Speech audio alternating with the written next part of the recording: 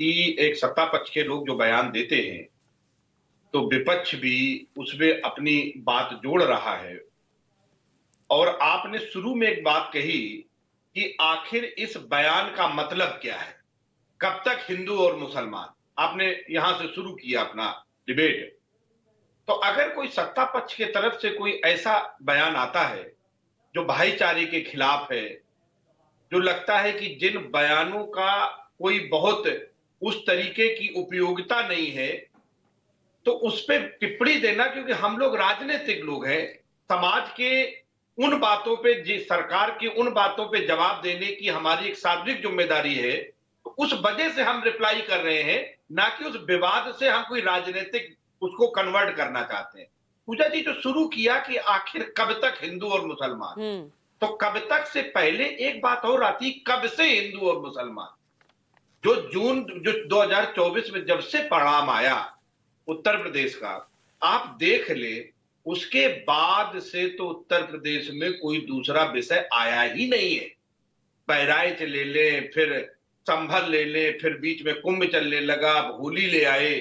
और भारतीय जनता पार्टी को यह बात पूरी तरह समझ आ गई कि बटेंगे कटेंगे लेके आ गए, कि अब क्योंकि भारतीय जनता पार्टी के जितने एजेंडे थे उसमें कुछ मुद्दे तो ऐसे थे जो धर्म से जुड़े थे, कुछ मुद्दे ऐसे थे जो समाज से जुड़े थे, और समाज से जुड़े हुए हर मुद्दे पे बीजेपी पूरी तरह फेल हुई। वो डिलीवर 1% नहीं कर पाई कि हम 15 लाख लाएंगे, हम गरीब अमीर के बीच में दूरी कम करेंगे, हम किसानों का की आमदनी दुगनी करेंगे, रोजगार 2 करोड़ देंगे, शिक्षा ऐसे सुधारेंगे।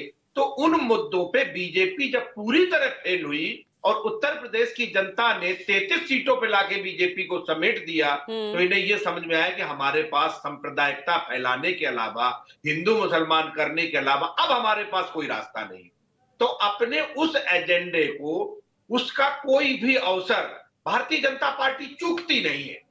कहीं कोई अवसर मिल जाए कि जिससे हिंदू और मुसलमान उससे बन सके, अरे तो तो लेकिन उस पे अखिलेश साहब, डिबेट। अखिलेश जी ये भी तो जी देखिए ना, उन लोकसभा चुनावों के नतीजों के बाद उपचुनाव भी हुए हैं और उस एक ऐसे क्षेत्र में वहां जीत हासिल की कुंदर की, जो कि आपका गढ़ था, वहां पर भाजपा के रामवीर वो जीत जाते हैं, तो फिर वो तो नैरेटिव वहां से हट ही जाता है ना, खत्म नहीं, ही हो पूजा जाता है। पूजा फिर जी किस बात का पूजा डर जी भाजपा को?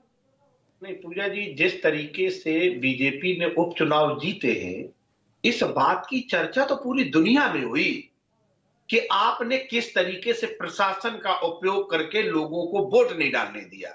आज हम उस बहस को यहां खड़ा नहीं करेंगे, हाँ बिल्कुल। लेकिन वो बात अब किसी को उससे छुपी नहीं है। और बीजेपी ने अपने डर को किस तरीके से ओढ़ के और प्रशासन का दुरुपयोग करके अपनी इज्जत बचाने की जो कोशिश की है, लेकिन बड़ा चुनाव था पूजा जी 24 का, और 33 सीटों पे बीजेपी समझी। वो चुनाव संविधान के लिए और लोकतंत्र के तो था ही था। ठीक आम है, जनमानस ये समझ गया था कि तो ऋषि रोजगार शंकर की यहां मिश्रा कोई जी, यानी उम्मीद नहीं। 2027 का ग्राउंड तैयार किया जा रहा है।